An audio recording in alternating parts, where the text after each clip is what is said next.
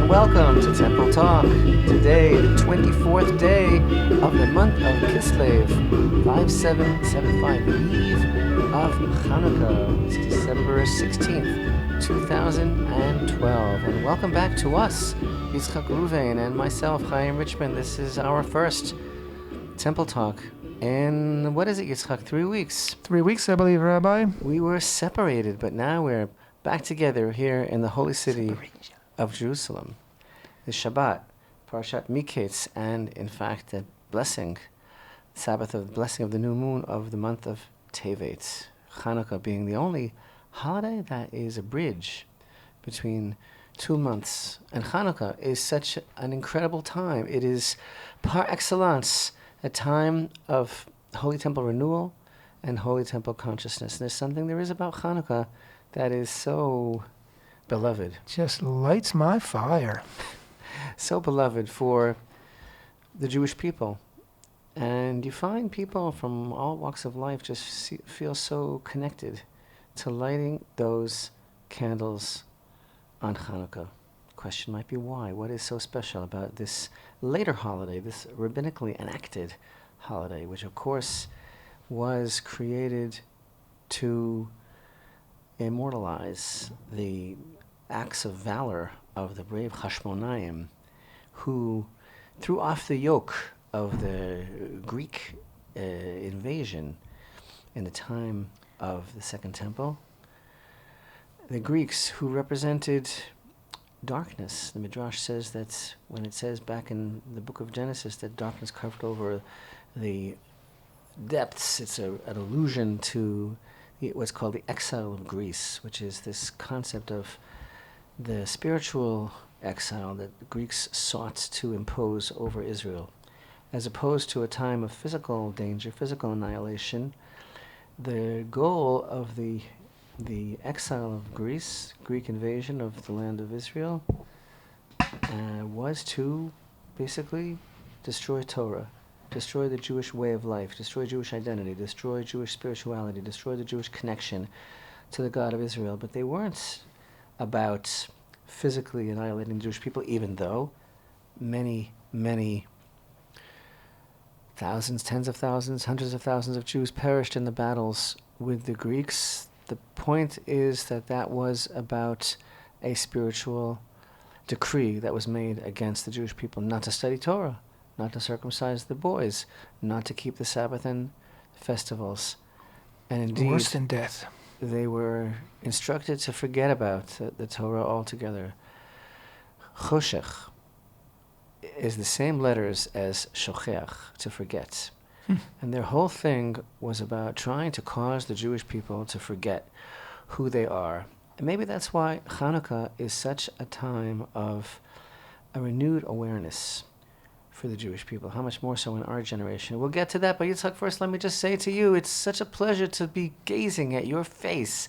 We had been away from the mics for a couple of weeks, each of us on our own odyssey, our own missions.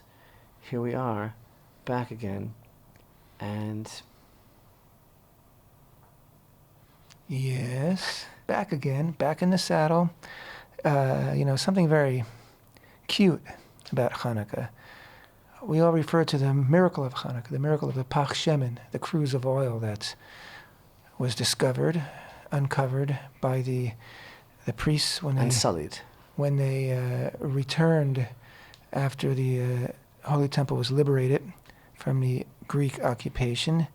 They returned and purified the sanctuary, and they purified the menorah, and they wanted to light it, and they could find but one cruse of sealed oil, sealed and with the chotemet, with the seal of the high priest, signifying that it was still pure. And one cruse, of course, was enough for 1 day, but the miracle is that it lasted 8 days. But why do I say that's cute, coy even? Because really, Chanukah, perhaps more than any other holiday, is a holiday of an awakening from down below, an awakening of the people. Just as you said a moment ago, Rabbi, that it is the exile of darkness. It is the exile in which Israel was was compelled to forget its Torah and to disconnect itself from the Torah. And so really the answer to that is the arousal, the rising up of the people themselves.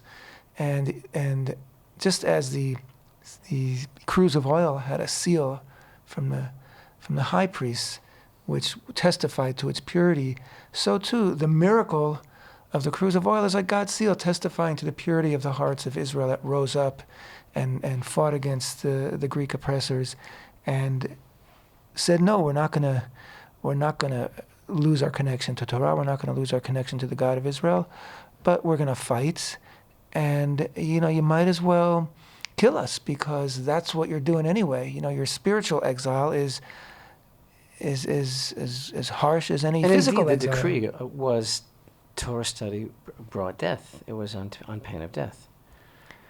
And all the decrees were against the elements that were the most blatant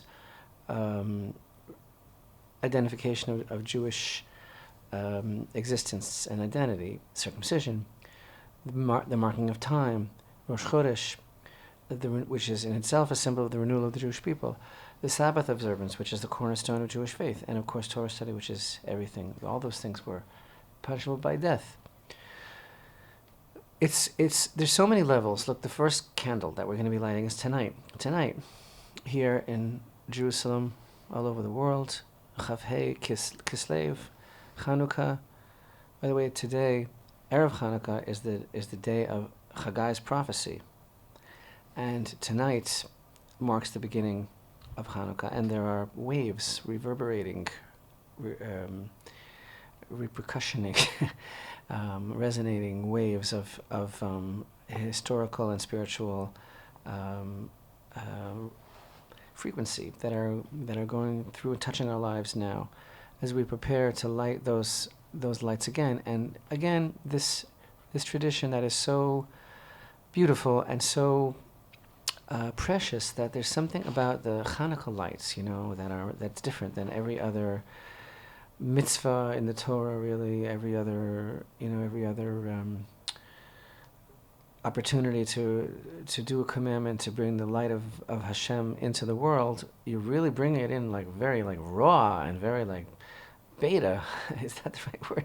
Very, when we light the Chanukah lights, I keep saying lights and not candles specifically, because some people light olive oil, which is the best thing of all to light on Chanukah, because it's the closest to the actual concept of the miracle of Chanukah and the menorah in the temple, which we're going to be discussing also. But there's something about the lighting of the Chanukah flames, which is so beloved and precious to the Jewish people, that they're willing to do, on pain of death, on pain of torture. They will go to great lengths to make sure that they can fulfill this beautiful commandment, which is not a very hard thing to do. Get a wick, get a container. People did it in the Holocaust. People did it in the death camps. They hollowed out potatoes and they lit clandestinely, and really on pain of death if they were discovered. Why? Why is it such a motivation to light these lights that we'll be lighting all over the Jewish world starting tonight? So the idea is that, first of all, this is the light of the Holy Temple. This is the light of Aharon, the high priest, that is really just refracting all the way back to the menorah in the Holy Temple. It's the same light that we're bringing back into the world. There's actually a concept of when the Hanukkah candles are burning, don't do anything else. Okay, you want to play with your dreidel, you want to eat some jelly donuts, potato pancakes. You know what? You really should sit for a little while. Don't just light the candles and walk away. You're supposed to sit and gaze into the flames. You're not supposed to read by the flames, because you're not supposed to use them at all, except you're supposed to only see them. Because again, Choshech, Yavan, Greece the darkness of Greece was to attempt to get us away from the Torah, to forget about our identity as Jews, our connection to Hashem. And the opposite of that is the light of the eyes. The light of the eyes is the Torah itself. We're supposed to gaze into those flames, and some sort of throwback portal opens up all the way back to the beginning, past the time of the Holy Temple. Yes, the original light of the Holy Temple menorah is reaching our homes through these flames, but it's even further back. It's actually, you guessed it, once again, it is the hidden light of creation. And there's this beautiful idea that actually, how many flames do we light altogether over Chanukah, Yitzchak? We light 8 candles, and we have a shamash. So therefore, flames, not candles. Over the festival of Chanukah, 44. 44. Yeah. But that's what I was the truth is, we light 44 candles, but you were supposed to say 45. 36. 36. Because the 44, the 8 don't count. Because the shamash, which is the extra candle, which is the service candle, which is used to light the candles and is placed so that in case we do inadvertently derive some benefit from the light, we're deriving from the shamash. That is the 40. That's 36 plus 8 is 44. But actually, the mitzvah is to light 36 candles. Which so is those 36 1 plus 2 candles plus 3 plus 4 plus 5 plus 6 plus 7 plus 8? Is 36? Yeah. 36 candles. What does that background. correspond to, Yitzchak? You have 10 seconds. That corresponds to the 36 hours of the organuz was not ganuz. We have a winner. Exactly. Did anybody get that? There is a tradition that before things went south in the Garden of Eden, ouch, there were 36 hours of the original, pristine, primordial, hidden lights of creation by which Hashem created the world that Adam enjoyed in the Garden of Eden, the light by which he saw from one end of the world to the other, the 36 hours before he was expelled from the Garden of Eden. That's called the 36 hours of the hidden light of creation. And after the what Yitzchak would call the debacle, what I would call the debacle of Garden of Eden, so that light was hidden. It was hidden away. Midrashically, we're taught that it was hidden away for the future rectified world to be enjoyed. And I'm using the word enjoyed very, very loosely, but to be the domain of the tzaddikim, the righteous people in the world to come. But the idea is that when we light these Chanukah candles, lights, flames, the light of creation, the hidden light of creation, is actually coming back into the world through those lights. It's very, very good for the eyes. If you have eye problems, gaze into the flames of the Chanukah candles because it's very healing. It's the 36 hours. It's the hidden light of creation. All this is coming back to us when we light these candles, and thus the holy Baal Shem Tov taught that the lowliest, simplest, most unassuming, simplest of stature Jew on Chanukah, on the night of Chanukah, he can rise to a greater level than the holy high priest in the Holy Temple just by lighting these Chanukah candles. It's just this incredible cosmic force. So thinking about all of these things, we can but wonder and begin to unravel the mystery of why this festival is so beloved and so holy and so important. And a lot of it has to do with the unique nature of what it means to struggle and fight for being a Jew in this land, and the great personal cost that was paid by the Hashmonaim, by the Hasmonean priests who defeated the Greeks. And you know what? It's impossible to have a discussion about Chanukah without actually having a discussion about what a miracle is. We can't really talk about Chanukah without defining what a miracle is, because everybody always talks about, the miracle of the cruise of olive oil. It lasted 8 days, and it's not so simple. It's not so simple. I'm holding here a beautiful publication of the Temple Institute in Hebrew, the Sidur HaMikdash, with a commentary of Rabbi Ariel, who writes extensively about the research of what it was like in the time of the Holy Temple to create wicks, to create olive oil, how long it took to burn, how long the wicks took, how long it would have taken them to actually produce the oil, how long did it really last? Did it really last for 8 days? Was it extinguished every night? How did this work exactly? So that we have a better understanding of what grew to be known colloquially as the miracle of Chanukah has many levels. And part of the level of the miracle is certainly the divine intervention, the hand of Hashem on Israel, and that was given kind of as a substantiation, as a validation of everything that they were doing with such tremendous self-sacrifice. When Hashem gave them a sign with the fact that the oil lasted, let's call it as the Temple Institute research would indicate it should be called, it was a natural miracle. In other words, it was a miracle within the confines of nature, because the circumstances were such that really, with maximal, optimal circumstances, the oil could last, but it probably wouldn't statistically, but it did. And the reason that it did was because of the other aspects of the miracle. The other aspects of the miracle was the extreme dedication of the military campaign, and everything that it took for the simplest of Jews to rise up and say, we are not going to be told what to do by any foreign government, oppressor, element. No one is going to tell us we can or cannot live in this land. No one is going to tell us we can or cannot study Torah. No one is going to tell us we can or cannot keep the commandments of God, circumcise our children, honor the Sabbath, and be Jews in the land of Israel, in Jerusalem, on the Temple Mount. Does any of this sound familiar? That's what it was really all about. And thus, we have this amazing idea that Chanukah, which is again a later rabbinical holiday, as it were, it's not one of the three festive pilgrimages that is described in the Torah of Passover, Sukkot, and Shavuot.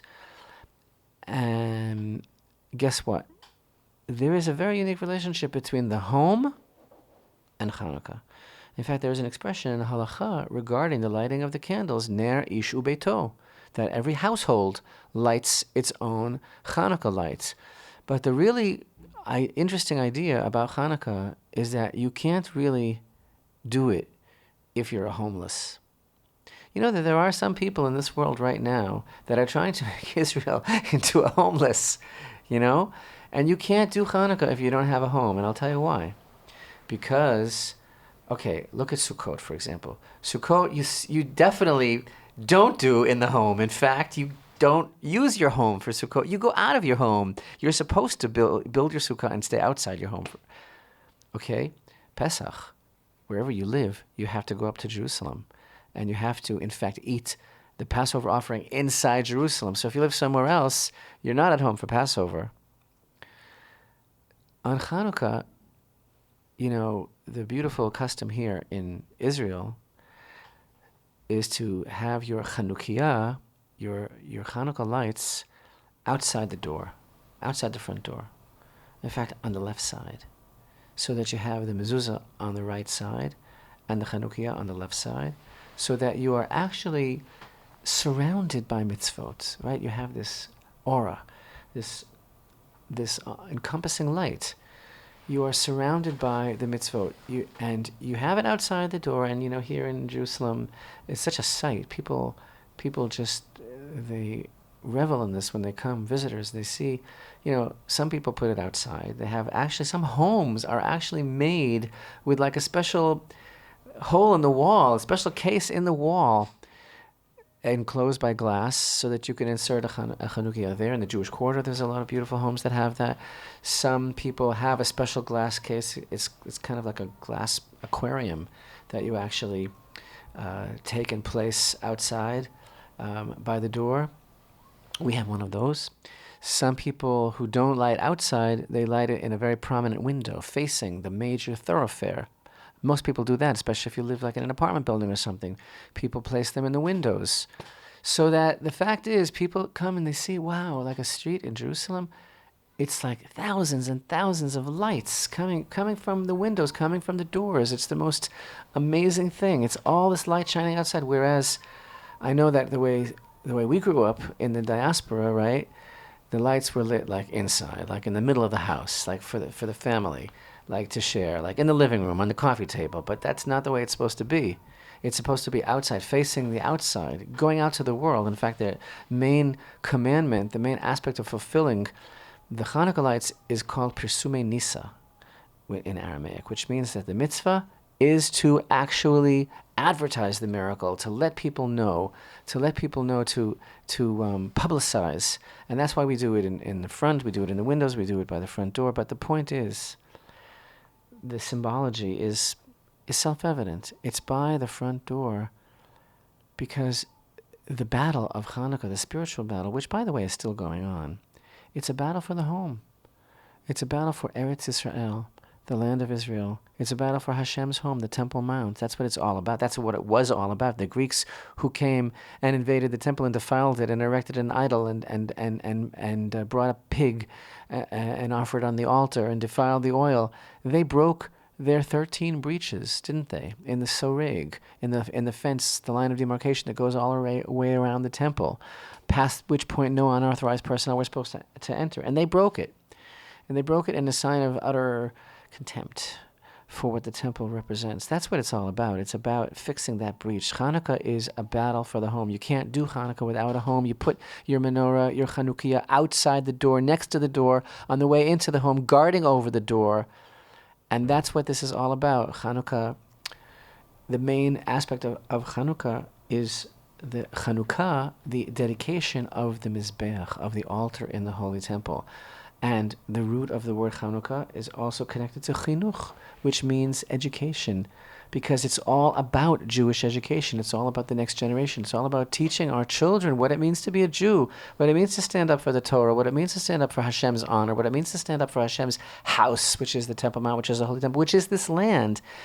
And happily, what we're about to tell you in the next half of Temple Talk is the other aspect of the miracle of Chanukah, which, of course, there is no miracle in this world. And I had a big to-do on Facebook where I was trying to explain this to people. There is no miracle unless man allows the miracle to happen. Hashem steps in and causes a miracle when we have done our utmost to make that miracle real. That's what Hashem wants to see. He wants to see us starting the miracle. So the truth is that this generation is such a privilege to live in it. It's so exciting because we are continuing the saga of the miracle of Chanukah in a way that our forefathers dreamed of, that we would be able to do, could only have dreamed of. And so the miracle of Chanukah is really what's happening in this generation. So exciting what's going on right now for the rebuilding of the Holy Temple. Stay with us. Don't touch that dial. Yitzchak Reuven has a lot to tell you as soon as we come back. Temple Talk.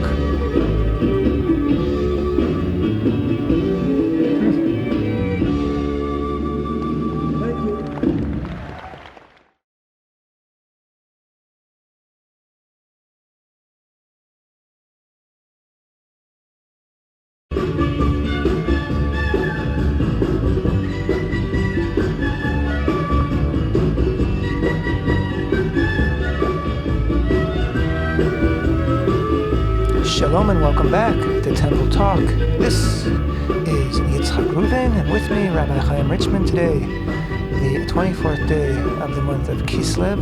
Tonight, the first night/light of Chanukah. Today is also the 16th day of December, and we have been discussing the multifaceted miracle of Chanukah, the miracle of the people, and the miracle of God's confirmation of our efforts.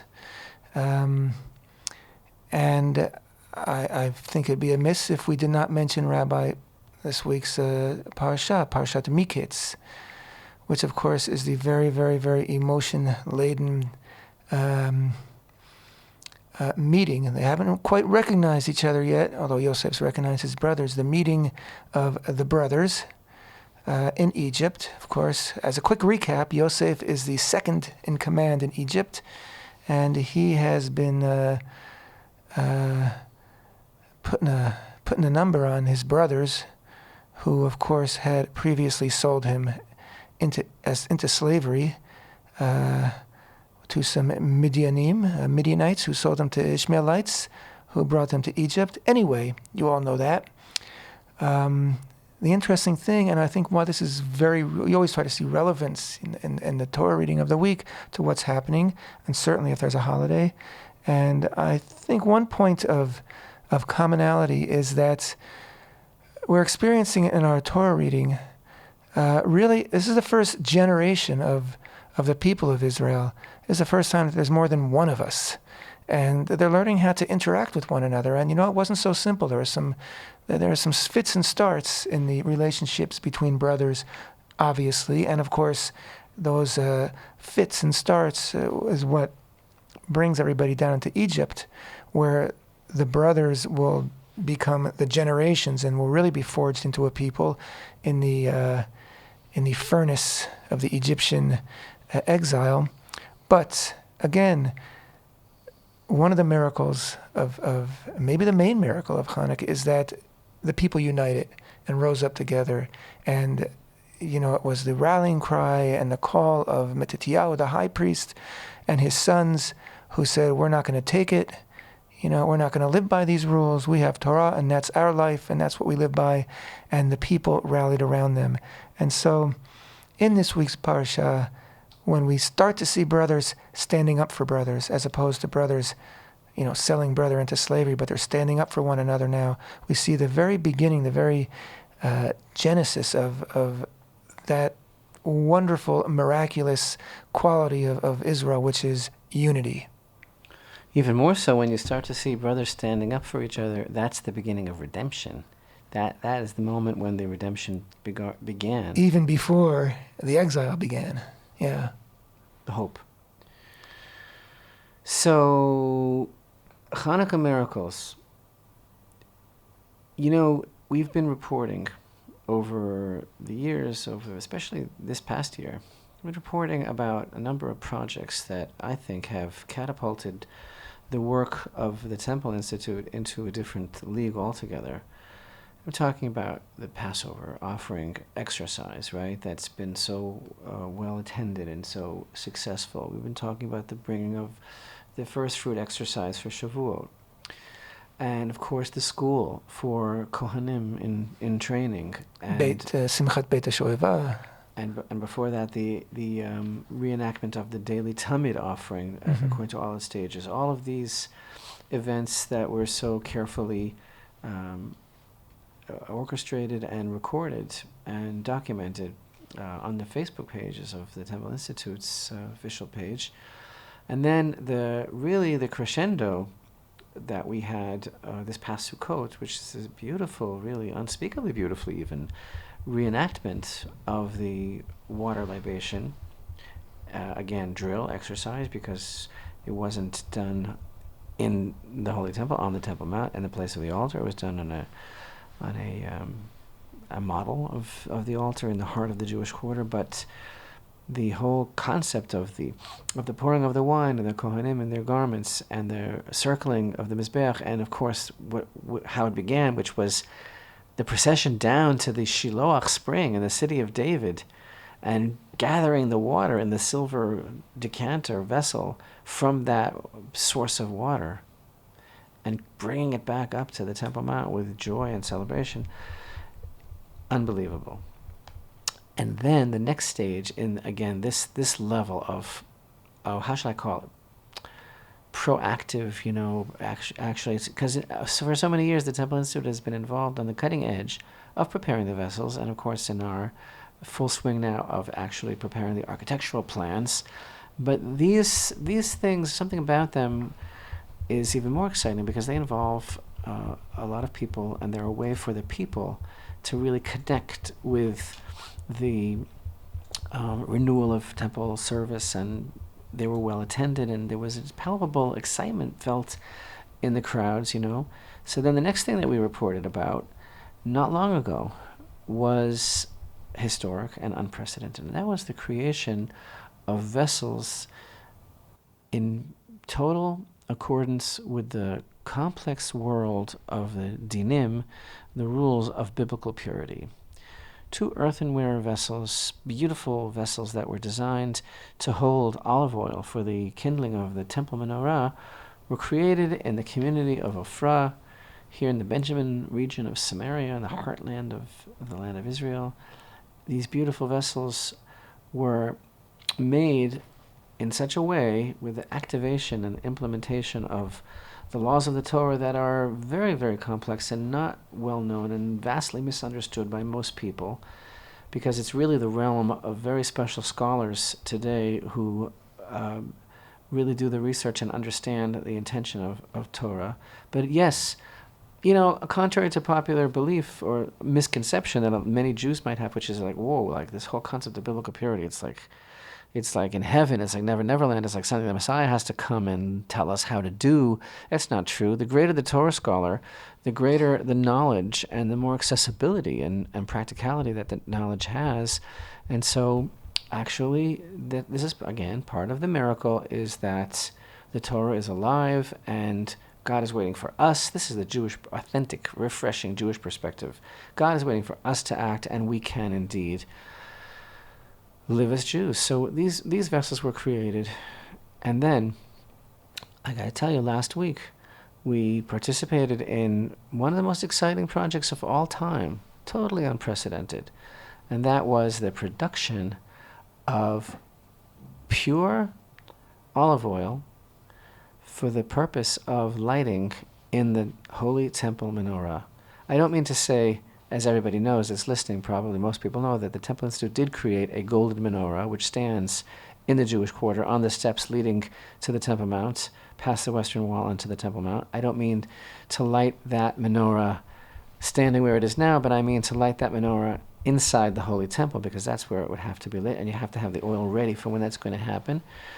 So this oil was created in purity, to be placed in those pure vessels. And for those that don't understand what we're talking about, and I wouldn't blame you for not understanding, because I barely understand it myself, because they're so complex. These laws of Torah are really erudites.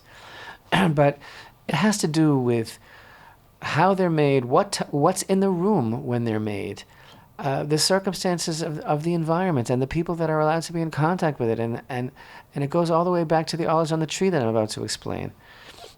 And it can be done, and it's an amazing idea of living according to Torah. So, what happened last week? We go up to the Golan Heights. We went to a community in the Golan Heights, and a group of us from the Temple Institute, actually harvested ourselves around 150 kilograms of organic olives. I say organic because it's actually the preference of the Mishnah, Jewish tradition, that these olives are supposed to be produced without fertilizer, or watered and planted, is also recorded by the sages. So we harvested these olives, which is in itself, what an experience. I never harvested olives before, and it's not easy. And it was quite exhausting for a man in my physical state and age. and then we brought these olives to the city of Katzrin, beautiful city of Katzrin in the Golan Heights, to this place which is like a professional olive press factory. I don't know what you would call it exactly, where olive oil is created, but we kind of took over the machinery for that day, and with tremendous rabbinical supervision. If you think rabbinical supervision in a pizza parlor is difficult, or is what would the word be, ubiquitous, or whatever it is, rabbinical supervision over a factory, not about the simple rules of kashrut, but about implementing the proper environment according to these very complex laws of biblical purity, which, again, people listening to me, what am I referring to? Where do we see that? Where is that? Is that in Leviticus? Are those verses? Well, they are mentioned and they are alluded to, but the actual exposition, amplification, understanding of how they are to be applied comes from the oral tradition, comes from the Mishnah and the Talmud. And these things are alive and real. So to make that environment ready for the production of this olive oil, what a story that was.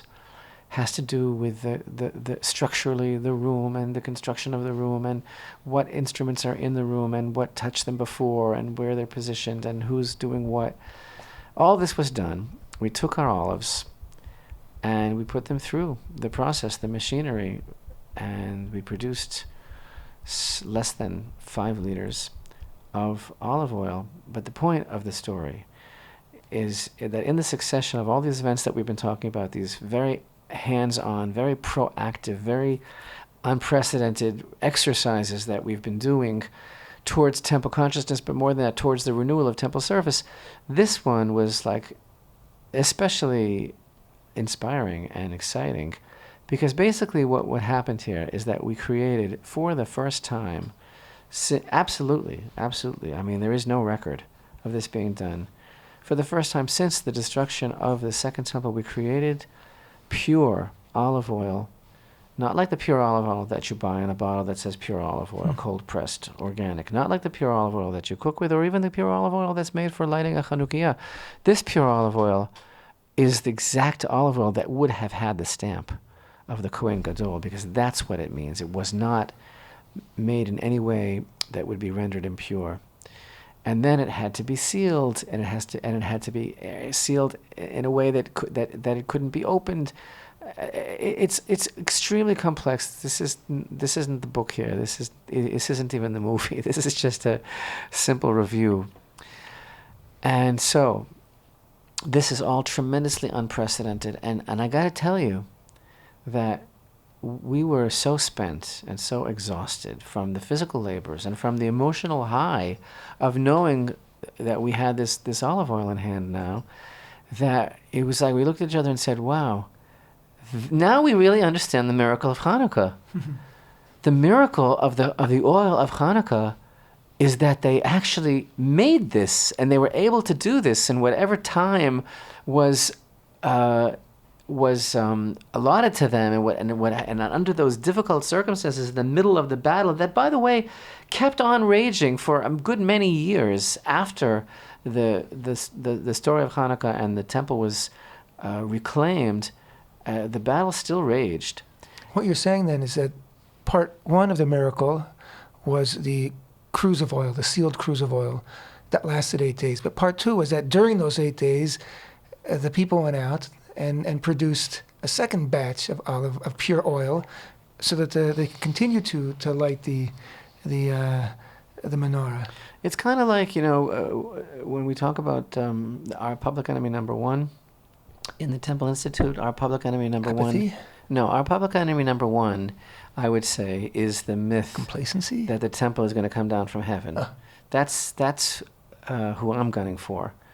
I'm not talking about who's gunning for me. That's who I'm gunning for. That's who is absolutely the absolute enemy of the Jewish people. That notion that people can just sit on their hands and wait, and then it's going to come down from heaven, which is totally unacceptable, because everything in Torah is about action and about Hashem waiting on us, and so forth.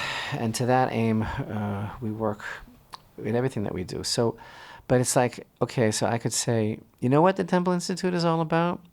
It's about bringing the temple down from heaven. Because that's really what it is that we have to do. We have to bring it down from heaven, down to earth. And that's exactly what we're doing. We are bringing it down from heaven. So too, I look at what it was to make this oil and what goes into it, and I say, wow, it's the miracle.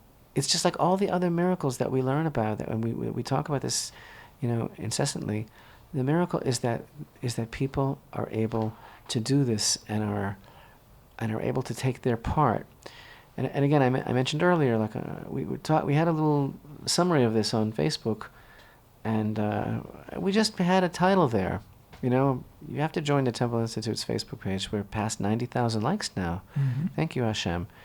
So we had the title, and the title was, the production of the first, something like the production of the first pure olive oil in 2,000 years, a modern day Hanukkah miracle. And I wrote there something like, that man makes miracles happen. And whoa, I got a lot of flack about that. People were writing, man makes miracles.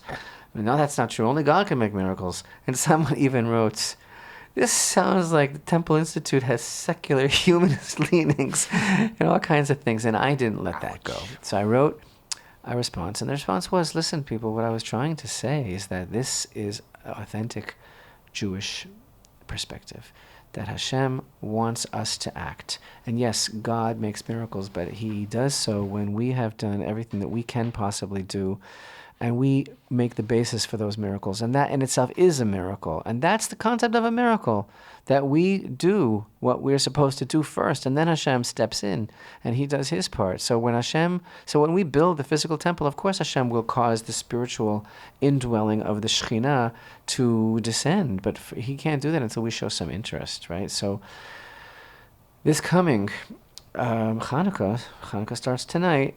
We have a very beautiful event that we want to tell you about. If you're local, if you're not local, you can participate on the internet somehow. Not really.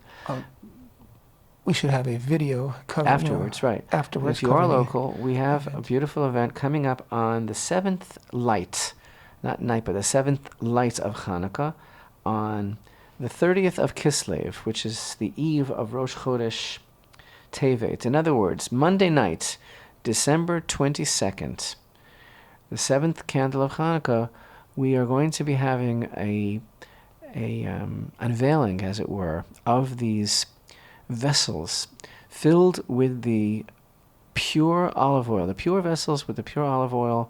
We're going to have an unveiling and presentation of these, and they're going to be brought to the Temple Institute's headquarters for safekeeping until they can be lit properly in the temple menorah in the Holy Temple.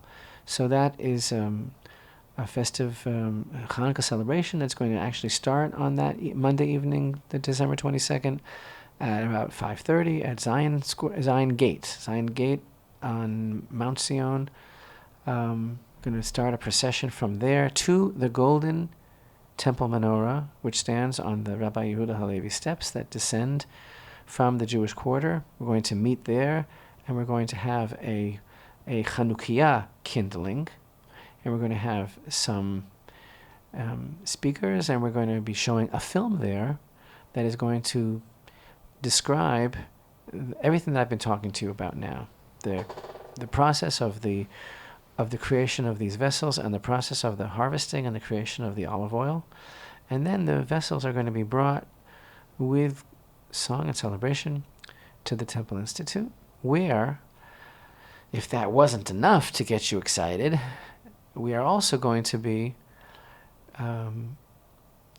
inaugurating. The word is Chanukah, Chanukat HaMizbeach. This is the whole point of Chanukah. We are going to be inaugurating or dedicating the new prototype altar for the Holy Temple that stands in the new Holy Temple Visitor Center in the Jewish Quarter. We have completed prototype altar together with the ramp, based on the principle that it can be disassembled and reassembled quickly when the moment presents itself, that we are permitted to construct the altar on its proper location, which is, of course, only one location that the Jewish people may build an altar or commanded to build an altar, and that is the spot of the original altar on Mount Moriah, on the Temple Mount. We're also going to be inaugurating, dedicating the completion, finally, of the copper laver to fit with the 12 washing stations, faucets for the total shift of the Kohanim that are working with the offering of the Tamid, the daily offering in the Holy Temple every day. And this is what Chanukah is all about. It's about the Holy Temple. It's about the center of Jewish life. And the center of Jewish life is the altar in the Holy Temple and the preparation for the temple service. And I personally have to share with you, this is so exhilarating and so exciting. What a privilege that we live in this generation, that we are in Jerusalem, that we're working towards the Holy Temple, that we actually take this so seriously, that we figured out. People say to us the most ridiculous things. They say, "Oh, you can't do that. You're not allowed to do that," and they don't know, and they don't learn, they don't study, and they assume.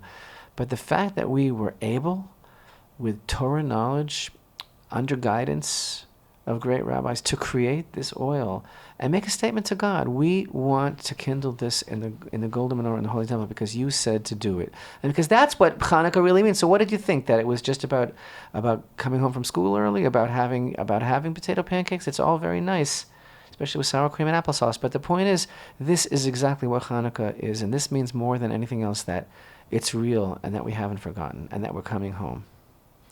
And if you are interested in attending next week's event, the information is posted on our website, templeinstitute.org, on our Facebook page. There's also a promotional video advertising the event, which is also on our Facebook page and website, as well as our YouTube channel, in which you can hear Rabbi Richman with tremendous enthusiasm and passion describe in 90 fast seconds all that he's been talking about just now. So I encourage everybody to take a look. The longer film, which is going to document the process, will be archived. You'll be able to see it on YouTube as well. We didn't even have a chance, and we're running out of time to mention the Temple Mount and what's been going on there, but rest assured, Jews are going up every day, new people, new numbers, greater numbers every day, and we'll be reporting on that next week. In the meantime, thank you for being with us, and we wish everybody a joy-filled and light-filled Chanukah. Chanukah Sameach.